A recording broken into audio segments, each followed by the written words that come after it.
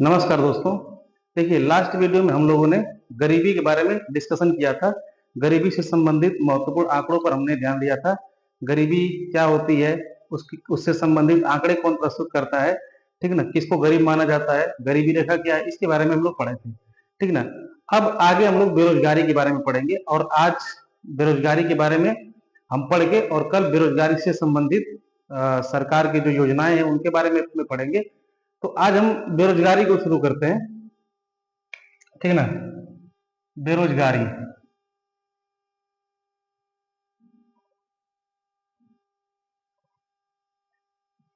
हालांकि सरकार की मंशा देख के और हम लोगों से बढ़िया बेरोजगारी को कौन समझ सकता है, ठीक ना?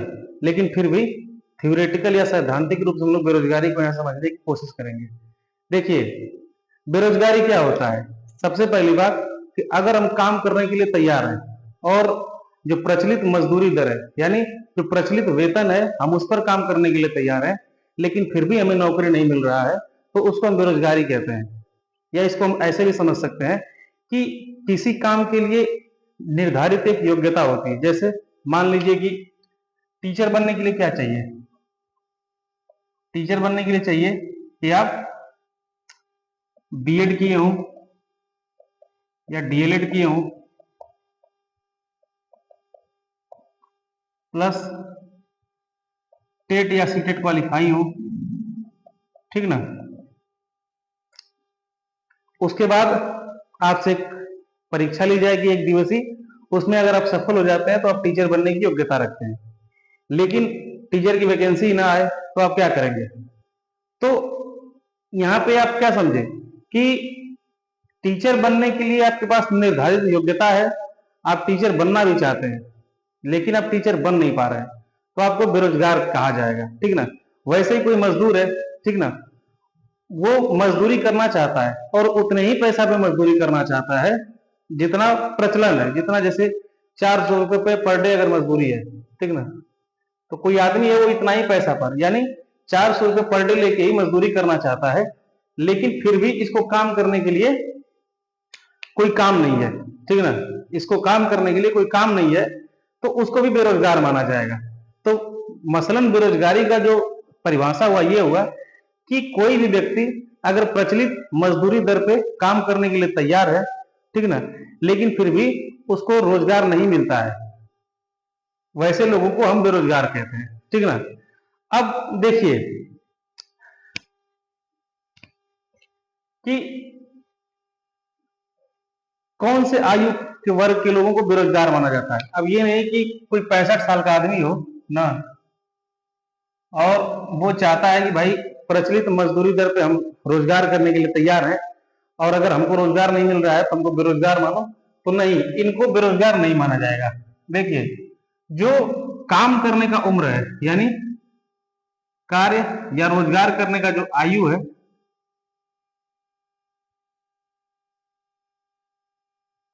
वो है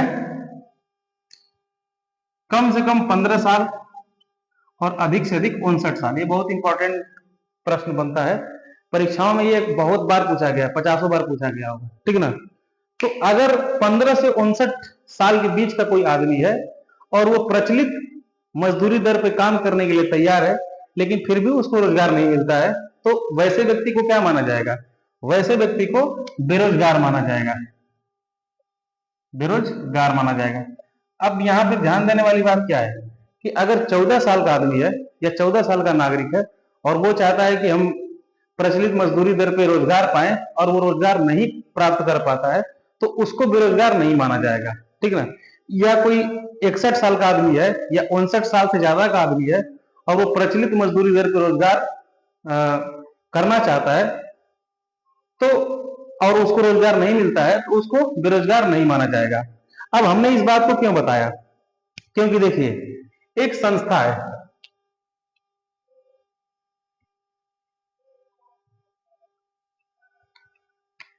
जिसका नाम है CMIE,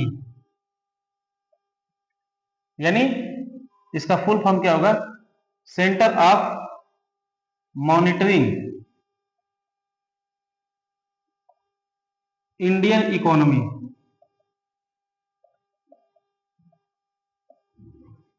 ठीक ना। Centre of monitoring Indian economy, ठीक ना। ये क्या करता है ना कि ये बेरोजगारी भारत में कितनी है इसके बारे में ये बताता है, ठीक ना। CMI क्या करता है, ये बहुत इंपॉर्टेंट क्वेश्चन है, प्रश्न सीधे पूछता है कि भारत में बेरोजगारी दर क्या है, इसके बारे में कौन सी संस्था बताती है, तो CMI बताता है, यानी centre of monitoring Indian economy, ठीक ना। तो CMI क्या करता है कि भारत में बेरोजगारी कितनी है इसके बारे में बताता है। तो अगर जून 2024 में इसने अपना रिपोर्ट पेश किया, ठीक ना, जून 2024 की बात अगर देखी जाए तो भारत में बेरोजगारी जो दर है वो है 9.2%। अब 9.2% का मतलब क्या हुआ, यानी भारत में 15 से 59 वर्ष की आयु के बीच के जितने लोग हैं, ठीक ना, उसमें से लगभग 9.2% लोग किसी भी तरह से रोजगार में नहीं है, यानी ये पूरी तरह से बेरोजगार है। अब देखिए, वैसे तो हमारा जनसंख्या कितना है, 140 करोड़ है, ठीक ना, और इसका 10% निकालेंगे तो लगभग 14 करोड़ चला जाएगा।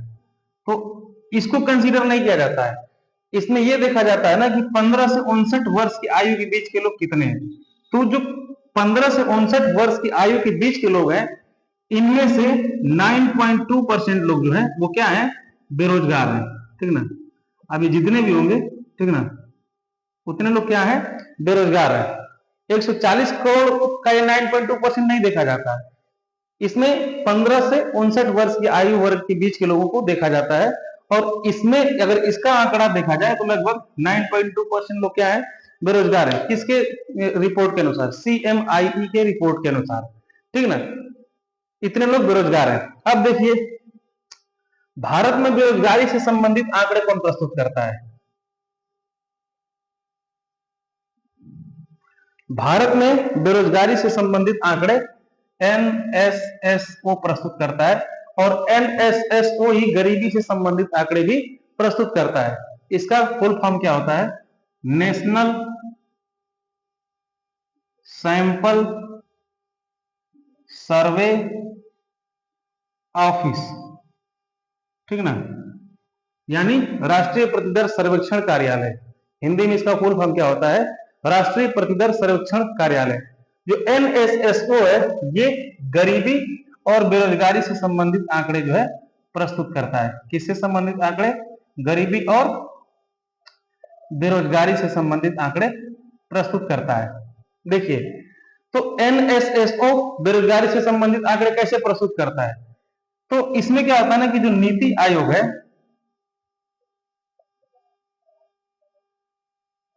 तो नीति आयोग का जो उपाध्यक्ष होता है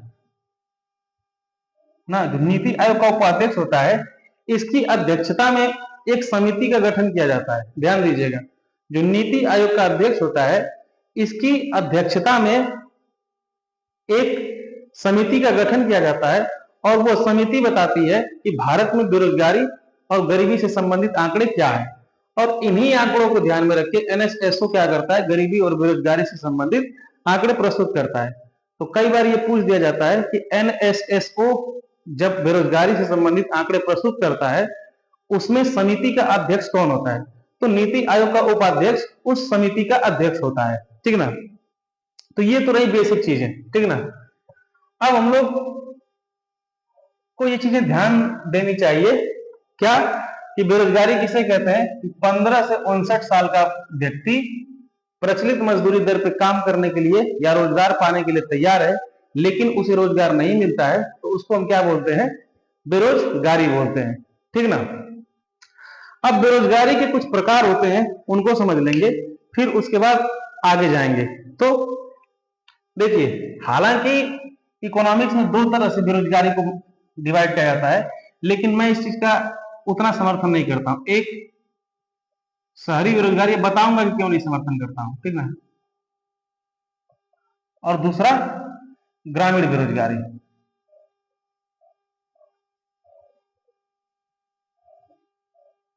तो अब शहरी बेरोजगारी को भी दो भागों में बांटा जाता है, एक औद्योगिक बेरोजगारी और एक शिक्षित बेरोजगारी। और ग्रामीण बेरोजगारी को मौसमी बेरोजगारी और अदृश्य बेरोजगारी, अब इकोनॉमिक्स के हिसाब से शिक्षित बेरोजगारी खाली शहरों में होता है, ये प्रैक्टिकल बात है नहीं है। इसीलिए मैं इस ये जो डिफिनेशन बेरोजगारी का इकोनॉमिक्स में आमतौर पे अर्थशास्त्री देते हैं, थोड़ा सा मुझे यहाँ पे तकलीफ होती है कि भाई शिक्षित सिर्फ शहर में ही थोड़ी है, ठीक ना, शिक्षित सिर्फ शहर में ही थोड़ी है, और मौसमी बेरोजगारी जो होता है ये सिर्फ देहातों में ही थोड़ी है, मौसमी बेरोजगारी कहीं भी हो सकता है। जैसे हम समझते हैं कि मौसमी बेरोजगारी होता है क्या है? मौसमी बेरोजगारी का मतलब ये होता है ना कि जैसे इस रोजगार में जो लोग सम्मिलित होते हैं वो लोग सिर्फ एक मौसम में ही रोजगार प्राप्त कर पाते हैं। जैसे ध्यान दीजिए, मान लीजिए कि कोई डीजे वाला है, ठीक ना, या बैंड बाजा वाले हैं, तो ये शादियों के सीजन में ही बैंड बाजा और डीजे बजाते हैं, ठीक ना, और ऐसे मिल गया कोई तो ठीक है, लेकिन शादियों में इनकी बुकिंग इतनी हाई होती है कि 6 महीने पहले से ही बुकिंग कराना पड़ता है कि भाई हमको आप उस दिन हमारे घर उपस्थित चाहिए, ठीक ना। तो मौसमी बेरोजगारी ये कि मतलब एक निश्चित समय में ही इनको रोजगार मिल पा रहा है। अब वही खरमास के महीने में ये बेरोजगार रहते हैं। तो क्या बताइए कि बैंड बाजा वाला खाली गांव में होता है क्या, शहर में बैंड बाजा वाला नहीं होता है? होता है। तो इसीलिए इस तरह से हम इसको नहीं समझेंगे, हम इसको इंडिविजुअल डेफिनेशन से समझेंगे, ठीक ना। मैं बस दिखाने के लिए बता दिया हूं, वैसे हम इसको इंडिविजुअल हर एक बेरोजगारी को समझेंगे। जैसे देखिए, सबसे पहले हम समझते हैं कि मौसमी बेरोजगारी क्या होता है, ठीक ना। मौसमी बेरोजगारी, तो मौसमी बेरोजगारी क्या होता है कि एक निश्चित समय में ही ऐसे लोग रोजगार में रहते हैं, ठीक ना। अब मान लीजिए कि खेती ही है ना, तो खेती में ना हमेशा आपका खेतों में उपस्थित होना जरूरी नहीं। जैसे धान की खेती हुई तो एक बार आप रोपवाने चले गए, ठीक ना, एक बार आप कटवाने चले गए और बीच बीच में पानी देने चले गए, ठीक ना। या कोई भी खेती होती है वो आपका पार्ट टाइम मांगता है। बहुत जो सामान्य खेती की जाती है देहातों में, गेहूं धान, ये सब पार्ट टाइम आपका समय मांगते हैं। लेकिन ये भी उसके बाद भी ये सिर्फ कुछ मौसम में ही इनकी खेती की जा सकती है। जैसे आप देखेंगे कि जून जुलाई के महीने में पूरा खेत खाली होता है, ठीक ना। तो अक्सर जो कृषि में संलग्न लोग होते हैं वो लोग मौसमी बेरोजगारी के शिकार होते हैं। यानी मौसम आया तो रोजगार में चले गए, मौसम खत्म हुआ तो रोजगार में नहीं गए। दूसरा इसका एग्जाम्पल क्या हो सकता है कि शादी विवाह के समय डीजे वाले, बाजा वाले, टेंट वाले, ये सब रोजगार में होते हैं। जैसे ही शादी का मौसम खत्म हुआ ये लोग बेरोजगार में हो, अरे ये लोग बेरोजगार हो जाते हैं। तो समझिए बात को, ऐसे लोग जो एक निश्चित मौसम में या एक निश्चित समय में ही रोजगार में रहते हैं, उस समय की बीत जाने के बाद वो बेरोजगार होते हैं, वैसे लोगों को मौसमी बेरोजगारी का शिकार माना जाता है, ठीक ना। दूसरा, घर्षणात्मक बेरोजगारी। घर्षणात्मक बेरोजगारी, अब देखिए घर्षणात्मक बेरोजगारी क्या होता है। जैसे मान लीजिए कि अभी हम किसी टेक्नोलॉजी पे काम कर रहे हैं, ठीक ना। जैसे कि मान लीजिए कि अभी थोड़े दिन पहले जावा चलता था फोन में, ठीक ना। जावा के बाद आया क्या, एंड्रॉयड, ठीक ना। पहले जावा चलता था, फिर उसके बाद आया एंड्रॉयड ना। तो अब जो मैकेनिक्स मार्केट में अवेलेबल थे या जो मोबाइल बनाने वाले अवेलेबल थे उनको जावा का नॉलेज था। अब आ गया एंड्रॉयड, वो एंड्रॉयड पे अपना समझ विकसित नहीं कर पाए, ठीक ना। तो ऐसे लोग जो टेक्नोलॉजी के बदल जाने से बेरोजगार होते हैं, ठीक ना, उनको घर्षणात्मक बेरोजगारी का शिकार माना जाता है, ठीक ना। अगर वही हुआ क्या ना कि जब जावा कन्वर्ट हुआ एंड्रॉयड में, तो बहुत सारे जो मोबाइल बनाने वाले लोग थे वो इधर उधर जाके, दिल्ली जाके, हैदराबाद जाके, बेंगलोर जाके एंड्रॉयड के बारे में सीख लिए, ठीक है, एंड्रॉयड के बारे में सीख लिए। तो अब इनको एंड्रॉयड का भी नॉलेज हो गया, तो ये बीच में कुछ दिन के लिए बेरोजगार रहे ना। तो ये जो बीच में कुछ दिन के लिए बेरोजगार रहे ना, इनको ही बोला जाता है घर्षणात्मक बेरोजगारी का शिकार, ठीक है ना। अब जैसे कीपैड फोन था, ठीक ना, तो कीपैड बनाने वाले जो मैकेनिक थे वो जब स्क्रीन टच फोन आया, और जब टच फोन आया तो वो दिल्ली जाके या हैदराबाद जाके या बेंगलोर जाके टच फोन के बारे में सीख लिए, कैसे बनाया जाता है, उनकी फंक्शनिंग क्या होती है। तो उनको सीखने में जितना समय लगा उस टाइम तो बेरोजगार थे, तो ऐसे ही लोगों को क्या बोला जाता है, घर सड़ात्मक बेरोजगारी का शिकार माना जाता है। यानी कि जब टेक्नोलॉजी परिवर्तित होता है और नई टेक्नोलॉजी को सीखने के बीच जो बेरोजगारी होती है उसे ही हम क्या बोलते हैं, घर सड़ात्मक बेरोजगारी। इसके बाद आता है संरचनात्मक बेरोजगारी। संरचनात्मक बेरोजगारी,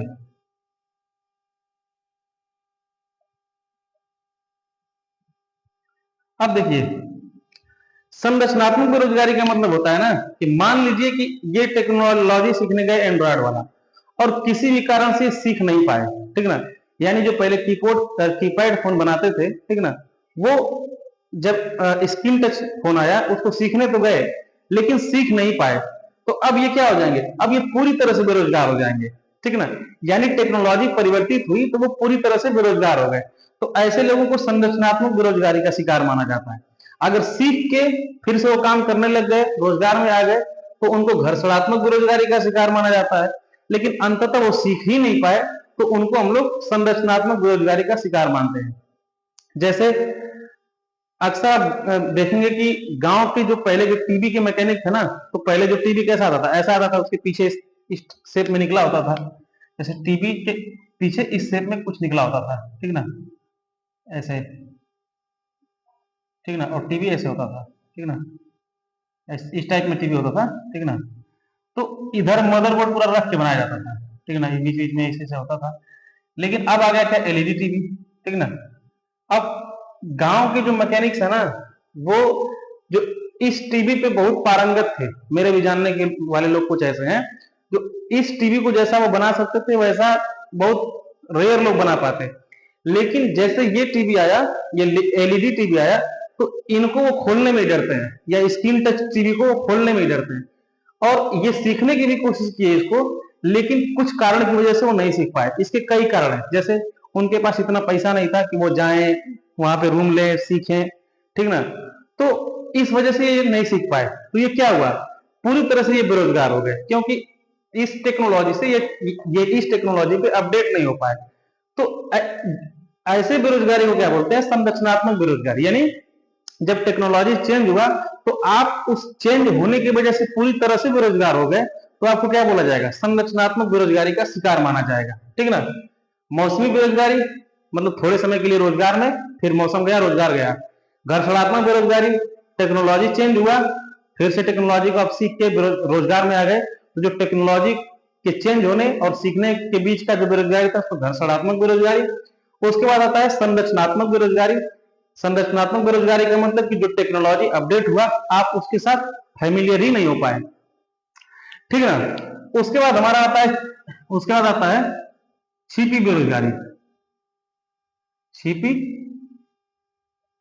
बेरोजगारी, ठीक है। छिपी बेरोजगारी उस बेरोजगारी को कहते हैं ना कि अगर किसी काम को करने में 4 या 5 लोग लगे, जैसे मान लीजिए ये खेती है, ठीक ना, 4 लोग जा रहे हैं मिलके खेती कर रहे हैं, ठीक ना, तो उत्पादन कर पा रहे हैं 400 किलोग्राम अनाज का, सपोज ना। 4 लोग, ये खेती है और इस खेती को करने अगर 4 लोग जा रहे हैं तो 400 किलो अनाज का उत्पादन कर रहे हैं। मान लीजिए उसमें से कौन एगो बीमार पड़ गया, उसको इधर निकाल देते हैं, बीमार पड़ गया। अब खेती करने कितने लोग जा रहे हैं, 3 लोग, फिर भी उत्पादन कितना हो रहा है, 400 किलोग्राम। यानी ये वहां पर क्या कर रहा था, टाइम पास कर रहा था, या इसके होने ना होने से उत्पादन पे कोई फर्क नहीं पड़ता है ना। तो ऐसे बेरोजगारी को क्या बोलते हैं, छिपी बेरोजगारी। यानी ये खेत में रहे चाहे ना रहे, इसके रहने ना रहने से कोई फर्क नहीं पड़ता है। और जो छिपी बेरोजगारी है ना, कृषि में ही ज्यादा पाई जाती है, क्योंकि कृषि में थोड़े दिन का काम होता है तो पूरा परिवार मिलकर के पहुंच जाता है और अपना टाइम पास करता है वहीं पे, ठीक ना।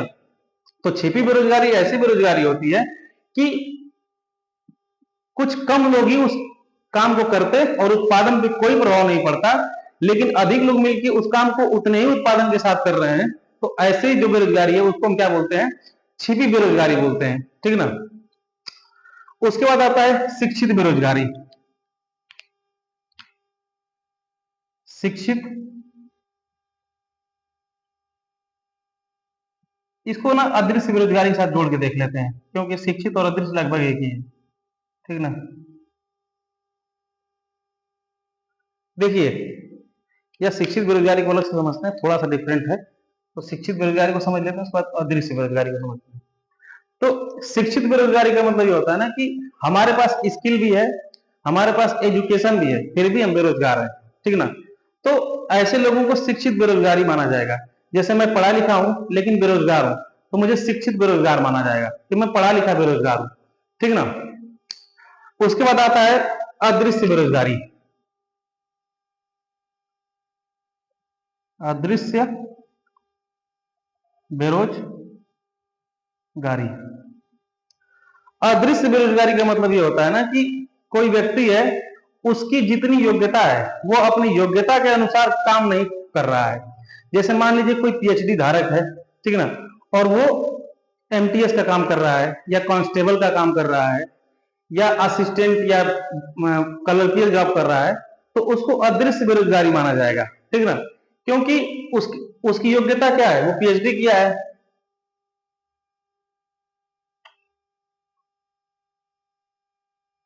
पीएचडी किया है, लेकिन काम क्या कर रहा है, काम कर रहा है ग्रुप डी में, ये काम कर रहा है, ठीक ना।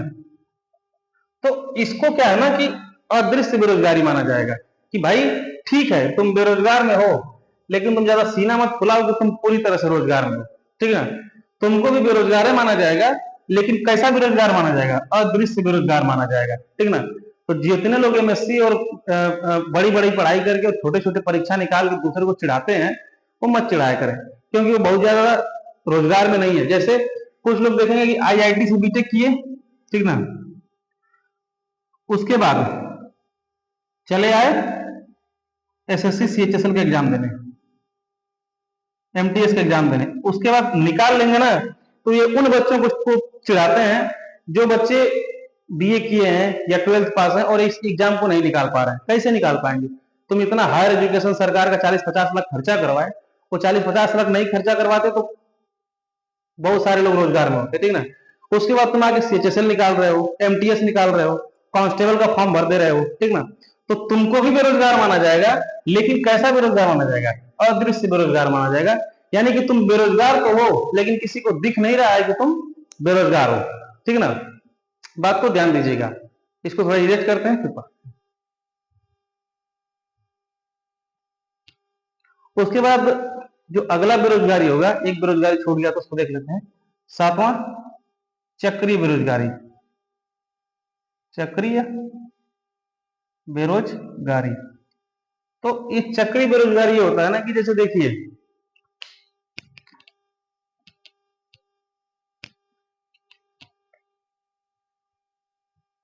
कई बार आप देखेंगे ना कि अर्थव्यवस्था ऐसे जा रहा है, ठीक ना, लेकिन अचानक से ऐसे हो गया, ठीक ना। यानी ऊपर की ओर जा रहा था लेकिन अचानक से नीचे की ओर जाने लगा, ठीक ना। तो जब अर्थव्यवस्था में मंदी आती है ना, तो उस समय जो लोग बेरोजगार होते हैं उनको चक्रीय बेरोजगारी का शिकार माना जाता है, ठीक ना। आप देखेंगे कि जब अर्थव्यवस्था ऊपर की ओर जाएगा तो ज्यादा लोग रोजगार में जाएंगे, क्योंकि ज्यादा लोगों की आवश्यकता पड़ेगी, ठीक ना। लेकिन जैसे ही अर्थव्यवस्था नीचे की ओर जाएगा तो लोगों का रोजगार जो छीन जाता है, ठीक ना। तो ऐसे लोगों को क्या बोलते हैं, चक्रीय बेरोजगारी, यानी चक्रीय बेरोजगारी का शिकार है ये लोग, ठीक ना। अब देखिए आगे कि किसको रोजगार में माना जाएगा। जब भाई बेरोजगार किसको कहा जाएगा, इसलिए तो आप पूरा बता दिए, ठीक ना। रोजगार में किसको माना जाएगा, तो देखिए रोजगार को हम किस मापेंगे, 3 तरीके से।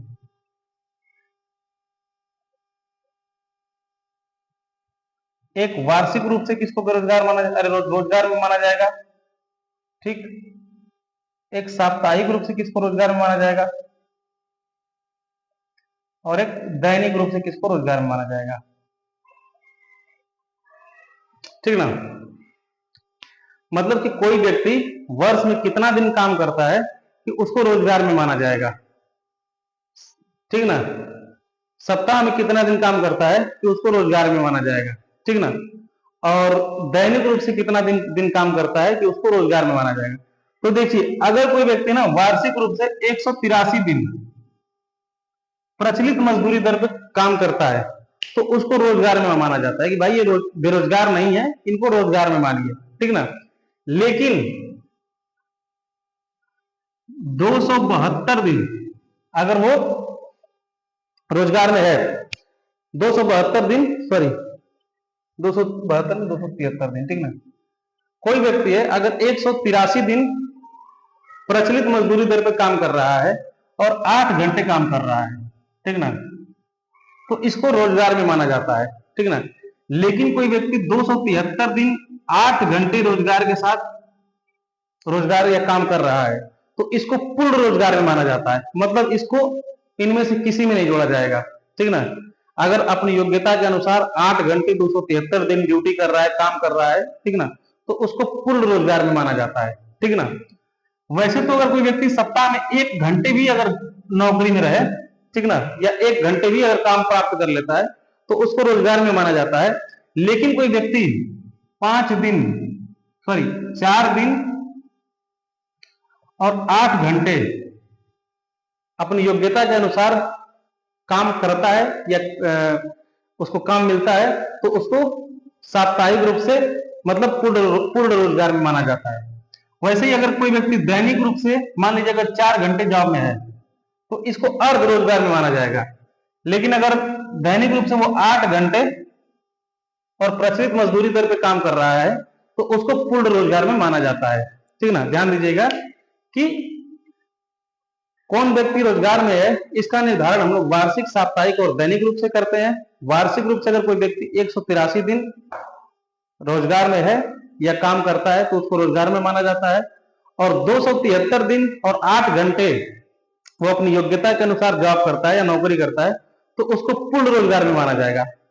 साप्ताहिक अगर 1 घंटे भी नौकरी कर ले रहा है तो उसको रोजगार में माना जाएगा। लेकिन अगर 4 दिन 8 घंटे अपनी योग्यता के अनुसार नौकरी कर रहा है, जॉब कर रहा है, तो उसको साप्ताहिक रूप से पूर्ण रोजगार में माना जाता है। दैनिक रूप से अगर कोई व्यक्ति 8 घंटे अपनी योग्यता के अनुसार नौकरी कर रहा है तो उसको पूर्ण रोजगार में माना जाएगा, ठीक ना। तो ये रोजगार में कौन है वो इस तरह से निर्धारण करेंगे। अब देखिए भारत में ना बेरोजगारी के कारण क्या क्या है, ये तो हम समझ लिए कि बेरोजगारी होता क्या है, कौन रोजगार में है, ठीक ना। लेकिन बेरोजगारी के कारण क्या है, तो आप खुद सोचिए बेरोजगारी के क्या क्या कारण है।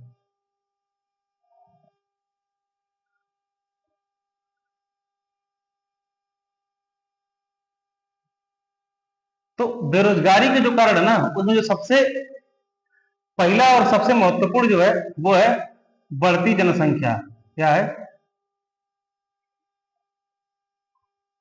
मान लीजिए कि आप शिक्षित हैं, आपके पास स्किल है, लेकिन अगर कंपनी या सरकार को 100 लोगों की आवश्यकता है, 100 पर्सन की आवश्यकता है, और बेरोजगार 120 लोग हैं, तो कोई भी कंपनी, सरकार या फर्म 100 लोगों को ही रखेगी, ठीक ना।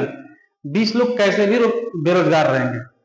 तो बढ़ती जनसंख्या है जो ना, तो जनसंख्या इतनी ज्यादा हो गई है कि लोगों की आवश्यकता उतनी नहीं है, लेकिन लोग दिन पर दिन बढ़े जा रहे हैं, तो मारा मारी, फाइटिंग या कंपटीशन ज्यादा है, तो इसके लिए भी बेरोजगारी बढ़ रहा है, ठीक ना।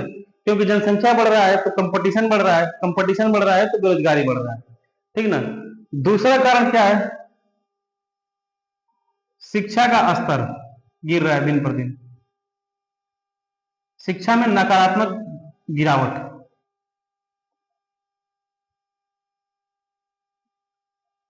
या हाँ ये लिख सकते हैं गिरावट, ठीक ना। अब देखिए क्यों शिक्षा, देखिए गांव में लोग बीए कैसे करते हैं, बीए में नाम लिखवा लिए, दलाल फोन करेगा भैया तुम्हारी एग्जाम बा, ठीक ना, तो जौनी दिन एग्जाम रहेगा उस दिन एडमिट कार्ड मिलेगा, ठीक ना, और जाएंगे अपना कॉपी भर के क्या कर लिए, बीए कर लिए, ठीक ना। बीए कंप्लीट हो गया, ग्रेजुएट कहे जाएंगे, जानकारी ऐसी है कि इनको बीए का फुल फॉर्म भी ना पता हो, ठीक ना। वैसे ही भारत में ना 3 तरह के आईआईटी कॉलेज हैं। एक तो मान लीजिए आईआईटी है, सॉरी 3 तरह के बीटेक कॉलेज है, इंजीनियरिंग कॉलेज, एक आईआईटी, एक एनआईटी और एक स्टेट लेवल के, ठीक ना। तो जो स्टेट लेवल के इंजीनियरिंग कॉलेज होते हैं उसमें कुछ तो जो गवर्नमेंट वाले होते हैं ठीक होते हैं, लेकिन कुछ ऐसे कॉलेज होते हैं कि बस वो डिग्री बांटने में आगे रहते हैं। जैसे छोटे छोटे जगहों पे इंजीनियरिंग कॉलेज खोल दिए हैं। तो भाई जो यहाँ से बीटेक करके निकला है और जो आईआईटी से बीटेक करके निकला है, उनके नॉलेज में बहुत जमीन आसमान का अंतर है, ठीक है ना, क्योंकि ये मेहनत करके किया है। अब सोचिए कि जो बीएचयू या ड्यू से बीए करके निकल रहा है और एक घुरभारी फलाना महाविद्यालय से निकल के बीए किया है, तो इसके में और इसके जानकारी में बहुत अंतर होगा, लेकिन डिग्री तो समकक्ष मानी जाएगी। इनको भी बीए और ग्रेजुएट माना जाएगा और इनको भी ग्रेजुएट माना जाएगा। तो अंतर यही है कि भारत में ना शिक्षा का स्तर सिर्फ डिग्री परक है, रोजगार परक या सीखने के उद्देश्य से नहीं ली जाती है। सबसे बड़ी बात तो है कि भारत में कई बार डिग्री शादी करने के लिए ली जाती है कि लड़कियां को बीटीसी करा दीजिए। लोग सोचेंगे कि लड़कियां बीटीसी करी है तो क्या पता फिर से बिहार में वैकेंसी आ जाएगी तो मास्टराइन बन जाएगी। तो महिलाओं को आप देखेंगे ना कि जो बीटीसी, जिसको हम लोग डीएलएड बोलते हैं, ठीक ना, और बीएड, ये ज्यादातर महिलाएं ही करती हैं। क्यों? ये ज्यादातर लड़कियां ही करती हैं, क्योंकि इसका सीधा उद्देश्य होता है कि भाई शादी अच्छी हो जाएगी, ठीक ना। तो डिग्री ही आप शादी करने के लिए ले रहे हैं तो आपको रोजगार थोड़ी मिलेगा, ठीक है। वैसे ही बीटेक, वैसे ही पॉलिटेक्निक, वैसे ही आईटीआई। आईटीआई में तो ये होता है कि आप नाम लिखवा दीजिए, वहां पे जहाँ पे परीक्षा होता है सेंटर को, वहां पहुंच जाइए और 1 घंटे का पेपर होता है, मोबाइल लेके अपना लिख दीजिए, हो गया आपका डिग्री कंप्लीट। तो भारत में जो शिक्षा है ना, उसमें बहुत ज्यादा गिरावट आई है पहले से। ये तो लग रहा है कि डिजिटलाइजेशन हुआ, ये हुआ, वो हुआ, लेकिन शिक्षा का जो स्तर है दिन पर दिन गिरता गया। डिग्री बांटी जा रही है, इधर बिहार में 10वीं 12वीं, यूपी में 10वीं 12वीं में नकल खुलेआम। अभी तो थोड़ा रुकावट आई है योगी जी के आने से, लेकिन दिक्कत यही था कि हम डिग्री किस लिए ले रहे हैं। हम डिग्री को रोजगार पाने के लिए ले ही नहीं रहे हैं, हम डिग्री को सिर्फ इसलिए ले रहे हैं ताकि हम तिकड़म बाजी से या किसी भी तरह या तो हमारी शादी हो जाए या तो समाज में हमको लोग शिक्षित कहना चालू कर दें, ठीक है ना। तो ये सब चीजें हैं। तो बेरोजगारी का एक बढ़ती जनसंख्या, दूसरा शिक्षा में गिरावट, और तीसरा क्या है कि सरकार की पॉलिसी। सरकार की पॉलिसी, अब पॉलिसी क्या है? अगर सरकार जानता है कि भाई ये फालतू तरह से डिग्री दिया जा रहा है, तो सरकार को चाहिए ना कि जिलावार, ठीक ना। अब एक हम आपको एग्जांपल देते हैं, जैसे ना सरकार एक योजना लेके आया, प्रधानमंत्री कौशल विकास योजना। अब कौशल विकास योजना का असली मतलब वास्तविक हकीकत क्या है? ये गांव गांव में कौशल विकास योजना खोल दिया है, ठीक ना। वहां बच्चों का एडमिशन हो जाता है और बच्चों के नाम पे संस्था वाले पैसा उतार लेते हैं, ठीक ना। पैसा उतार के पूरा खा जाते हैं, कोई स्किल नहीं सिखाया जाता है और लास्ट में उनको डिग्री पकड़ा देते हैं। तो सरकार की पॉलिसी क्या है? यहाँ पे दुरुस्त नहीं है। सरकार को चाहिए कि जिला में या 2-4 जिला में एक एक सेंटर बनाए, ठीक ना, जो बहुत ज्यादा बच्चों को अपने अंदर या बहुत ज्यादा बच्चों का एडमिशन ले पाता हो और वहां पर उनको स्किल की ट्रेनिंग दी जाए। किसकी निगरानी में? सरकार की निगरानी में। आंख बंद करके पैसा ना दिया जाए संस्थाओं को। यहाँ सरकार क्या करती है कि आंख बंद करके पैसा दे देती है। अब वो पढ़ा रहे हैं नहीं पढ़ा रहे हैं इससे उनको कोई मतलब नहीं है, ठीक ना। तो डिग्री बांटी ना जाए, स्किल परक शिक्षा दिया जाए या रोजगार परक शिक्षा दिया जाए, शिक्षा में स्किल को सिखाया जाए, ठीक ना। अब देखिए, सरकार आपको ट्रक चलाना नहीं सिखाएगा, लेकिन अगर आप बिना ड्राइविंग लाइसेंस लेके ट्रक सड़क पर चले गए तो तुरंत कहेगा चालान निकालो। तो ऐसे नहीं होता है। आप लोगों को जैसे मान लीजिए कि ट्रक चलाना सिखाइए और बहुत सारी चीजें हैं, बुलडोजर चलाना सिखाइए, बड़ी बड़ी गाड़ियां से मतलब चलाना सिखाइए। उसके बाद विदेशों में कुछ ऐसे सेक्टर या ऐसे जगह हैं, उनके साथ टाई अप करिए और अपने यहाँ से उनको जो जिस टाइप के स्किल वाले लोग चाहिए वैसे लोगों को भेजिए। जैसे बड़ी बड़ी बिल्डिंगें बनती हैं, आपके यहाँ कोई वायरिंग बहुत अच्छा करना जानता है, कोई प्लास्टर बहुत अच्छा करना जानता है, तो जहां पे जैसे दुबई वगैरह में क्या है ना कि भारत के लोग ही जाते हैं लेकिन वो स्किल वाले नहीं होते हैं, ठीक है ना। अब वहां पे जाके वो स्किल सीखते हैं, फिर काम पाते हैं, ठीक है ना। तो सरकार का तो कोई रोल ही नहीं है। वो अपने से स्किल सीखे, अपने से प्लास्टर मारना सीखे, अपने से वायरिंग करना सीखे, अपने से लोहा काटना सीखे, और जब वहां पहुंच के पैसा कमा के जैसे भेज रहे हैं वैसे सरकार का हमको दो। आपको जान के आश्चर्य होगा ना कि हम लोग 10 रुपया अगर कमाते हैं तो 6 से 7 रुपया सरकार ले लेता है। आप कहेंगे कैसे? ऐसे कि 3 से 5 रुपया तो सरकार सीधे सीधे इनकम टैक्स ले लेता है, इनकम टैक्स। उसके बाद पार्ले जी बिस्कुट खरीदने जाएंगे उस पर टैक्स, डीजल खरीदने जाएंगे उस पर टैक्स, कार खरीदने जाएंगे उस पर टैक्स। तो आप पूरा कैलकुलेशन करेंगे ना तो पता चलेगा कि अगर आप 10 रुपया कमा रहे हैं तो 6 से 7 रुपया सरकार ले ले रहा है। वो भी कब ले ले रहा है? बिना कोई स्किल सिखाए, बिना कोई ट्रेनिंग दिए। हम अपने से स्किल सीखें, अपने से ट्रेनिंग लें और अपने से नौकरी पाएं। नौकरी भी सरकार देने में कोई दिलचस्पी नहीं दिखाएगी। उसके बाद जब हम पैसा 10 रुपया कमाएंगे, सरकार कहेगी 6 रुपया निकालो। और ये 6-7 रुपए का प्रयोग कहाँ होगा? ये जो 6-7 रुपया है, इसका प्रयोग होगा किसान सम्मान निधि योजना देने में। अब सोचिए कि किसान सम्मान निधि योजना का जो बजट था 72,000 करोड़ का था। इस पैसे से अगर सरकार ना कोई एक जगह इस पैसे को खर्चा करती तो इससे बहुत ज्यादा बड़ा काम हो सकता है। एग्रीकल्चर सेक्टर में बहुत बड़ा काम हो सकता है। लेकिन सरकार 5-500 लोगों को दे दी। अब वो 5-500 लोग क्या करें? दारू पी गए, ठीक है ना, फिर पैसा घूम के सरकार के पास चला गया। तो कहने का मतलब ये है ना कि सरकार की पॉलिसी ऐसी है कि वो रोजगार देना ही नहीं चाहती। अगर उसको रोजगार देने की मंशा होती तो भाई वो ट्रेनिंग देती। विदेशों में यहाँ से भारत के ट्रेनिंग सेंटर से लोग निकल के जाते, वहां पे काम करते, फिर भारत में पैसा भेजते, तो ज्यादातर लोग रोजगार में आते। अब कुछ लोग ट्रेनिंग इसलिए नहीं ले पाते क्योंकि उनके पास पैसा नहीं है, ठीक ना। और कुछ लोग जो ट्रेनिंग ले भी लेते हैं वो विदेश गए तो उनका टैक्स भारत में इतना कट रहा है कि वो उधर रुक जाते हैं, ठीक ना, जहां टैक्स नहीं कट रहा है। तो बहुत सारी चीजें जिसमें ना सरकार की पॉलिसी बहुत इसके लिए सबसे ज्यादा जिम्मेदार है। सरकार की पॉलिसी ऐसी है कि आपका खून चूसने के लिए ही बनाई जाती है।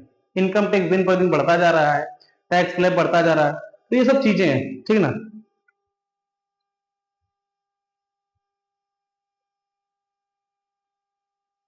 और दूसरा क्या है बेरोजगारी का चौथा महत्वपूर्ण कारण कि मान लीजिए जैसे पूंजी का अभाव कह सकते हैं, पूंजी का अभाव। लोगों के पास पैसा नहीं है कि वो बिजनेस करें, धंधा करें या कुछ करें, ठीक ना। अब कोई छोटी पूंजी वाला आदमी है और वो चाय का ठेला लगा लिया कि भाई चलो हम इसी से रोजगार पैदा करेंगे, या पकौड़ा लगा लिया जो मोदी जी कहते हैं। अब जैसे ही वो पकौड़ा का ठेला लेके पहुंचा, नगर निगम वाले कहा निकालो पैसा। तो कहने का मतलब ये है ना कि एक तो पहले से पूंजी का अभाव है, ऊपर से जैसे हम रोजगार करने की कोशिश कर रहे हैं तो नगर निगम ये वो दुनिया भर का चीज लाके और उसको रोजगार करने से बार बार रोका जाता है। तो चीजें हैं, बेरोजगारी है, लेकिन बेरोजगारी को खत्म करने में सरकार कोई दिलचस्पी नहीं दिखा रही। सरकार अगर दिलचस्पी दिखाए तो देखिए, बढ़ती जनसंख्या का नियंत्रण कौन कर सकता है? गवर्नमेंट। शिक्षा में नकारात्मक या शिक्षा में जो गिरावट आ रही है उसको कंट्रोल कौन कर सकता है? सरकार। सरकार की पॉलिसी दुरुस्त कौन करेगा? सरकार। और मान लीजिए कोई अपना पूंजी लगा के रोजगार कर रहा है तो उसको सपोर्ट कौन करेगा? सरकार। अब पूंजी लगा के कोई रोजगार कर रहा है, कोई चाय बेचने जा रहा है, कोई पकौड़ा छानने जा रहा है, तो नगर निगम वालों को कंट्रोल करो कि घूस मांगने ना आए, ठीक ना। और ऐसा भी नहीं आप सोचेंगे कि आप अपनी जगह पे दुरुस्त रहिए, कैसे नगर निगम वाला आ जाएगा। तो देखिए, अपने जगह पे आप दुरुस्त रहेंगे ना तो फिर महंगाई बढ़ेगी, ठीक ना। आप एक एक सर्टिफिकेट लेने जाएंगे, पर्यावरण से लेने जाएंगे, FSSAI से लेने जाएंगे, हर सर्टिफिकेट आप लेने जाएंगे तो फिर KFC में जैसे KFC वगैरह मैकडी वगैरह सब खोलते हैं तो सारे सर्टिफिकेट लेके खोलते हैं। तो फिर उतना पूंजी होना चाहिए आपके पास, ठीक है ना। थोड़ी सी पूंजी लेके आप सारा सर्टिफिकेट नहीं ले लेंगे। सारा सर्टिफिकेट, और अगर थोड़ी सी पूंजी लेके सर्टिफिकेट लेने जाएंगे तो पता चलेगा कि सारा पैसा सर्टिफिकेट में चला गया, ठीक ना। तो सरकार समर्थन नहीं करती है। उसके बाद जो सरकार की योजनाएं आती हैं वो सिर्फ दिखाने के लिए आती हैं। कौशल विकास योजना फालतू योजना, ठीक ना। कितने लोग कौशल विकास कर रहे हैं आपको पता ही है, ठीक ना। उस पैसे का पूरी तरह से इस्तेमाल सिर्फ संस्था वाले करते हैं। तो ये सब चीज है। तो आज हम लोग बेरोजगारी के बारे में जान गए। अब देखिए, बेरोजगारी और गरीबी को खत्म करने के लिए ना सरकार कुछ योजनाएं चलाती है, ठीक ना। तो उन योजनाओं के बारे में हम इसके बाद वाले वीडियो में डालेंगे कि बेरोजगारी को और गरीबी को खत्म करने के लिए सरकार अपने तरफ से क्या क्या प्रयास करती है। हालांकि उस प्रयास का कोई बहुत मतलब नहीं होता है, लेकिन प्रश्न पूछे जाते हैं तो इसलिए उस प्रयास को भी देख लिया जाएगा कि सरकार कौन सा फालतू प्रयास कर रही है, ठीक ना। जय हिंद।